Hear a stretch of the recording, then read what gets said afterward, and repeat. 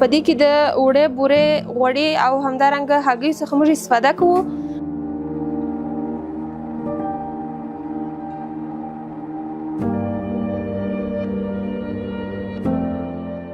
ثریا همیم د کندهار ولایت هغه پیاوړې متشبثه ده چې د ښځو د اقتصادي ځواکمنتیا لپاره یې بیلابیل کوچني کاروبارونه پیل کړي دي او د خپل نوښت له لارې هڅه کوي چې د نورو ښځو او نجونو لپاره د کار او زده کړې زمینه برابره کړي.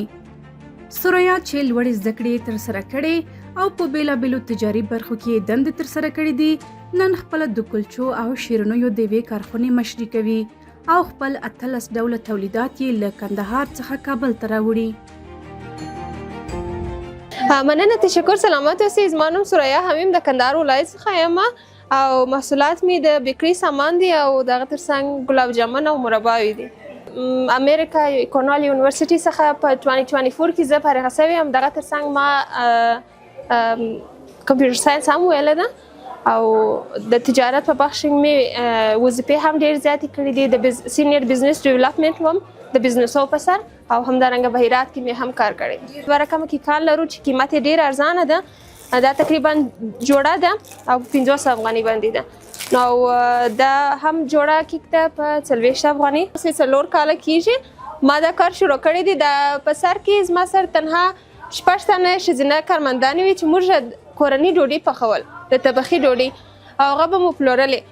بیا د وخت په تېرېدو سره موږ وکولی سو خپل کارمندان زیات کړو او زموږ سره بعضې خلکو او بعضې مؤسساتو هم کومک وکړي چې نور ته کارمندان کړله. وروسته موږ وکولی سو خپل محصولات زیات کړو. د ډوډۍ ترڅنګ کیک، کلچې او ګلاب جامن او داسې نور شیان موږ جوړ کړو چې اوس تقریبا زموږ پروډکټس محصولات چې دي هغه 18 رقمه دي او زموږ سره 14 تنه ښځینه کارمندانې او 12 تنه نارینه کارمندان د ډیلیوري په بخش کې کار کوي. ثریا همیم باور لري چې دا ډول نندارتونونه د ښځینه او متشبثو د وړتیا د څرګندولو لپاره غوره فرصتونه برابروي. د هغې په وینا غواړي چې د خپلو تولیداتو له لارې دا پیغام ورسوي چې په کندهار ولایت کې هم داسې پیاوړې او نوښتګرې ښځې شته چې د اقتصاد په ډګر کې فعاله ونډه لري. زموږ په محصولاتو او زموږ په کمپنۍ او مارکیټینګ او بازاریابي باندې ډېر زیات تاثیرات اچي. د کابل ښار خلک زموږ د کمپنۍ څخه لیدنه کوي او زموږ محصولات اخلي او موږ کولی شو دلته د خلکو سره ووینو، خبرې وکړو، خپل ځان په اړه ورته خبرې وکړو چې موږ هم په کندهار کې یو داسې کمپنۍ لرو چې هلته زموږ سره ښځینه کار کوي.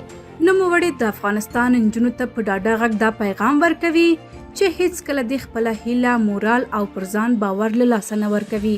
د هغې په باور هره نجلۍ دا وړتیا لري چې د خپل ژوند، کورنۍ او ټولنې لپاره د بدلون لامل شي.